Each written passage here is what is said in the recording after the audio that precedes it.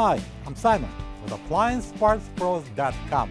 Today we're going to show you how to repair your appliance. Are you ready?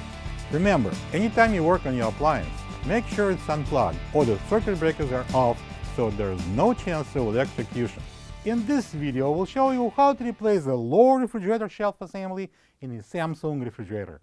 It's going to be a very easy repair. It should only take a few minutes to show you how to do it. When you open up the package, you're going to get a new lower refrigerator shelf assembly. This lower refrigerator shelf is located in a fresh food compartment. It serves as a glass shelf and as an upper drawer support. The most common reason to replace the lower refrigerator shelf assembly is if it cracks and no longer stays in place or no longer supports the drawer. To get to the part, we need to open the fresh food door.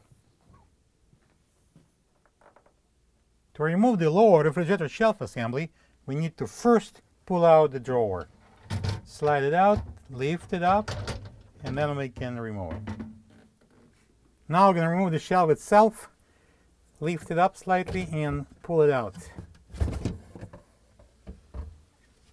This is the old lower refrigerator shelf assembly next to the new one. If you don't have this part, you can get it from AppliancePartsPros.com. And we're going to place this new shelf in.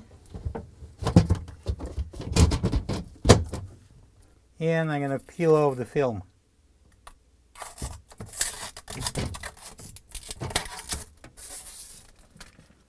And now it's time to install the drawer back on. We're going to place it on the rails and slide it in. And now when we're done, we can close the door. Plug the fridge back in and make sure it's cooling. Thank you for being a part of another successful repair brought to you by AppliancePartsPros.com.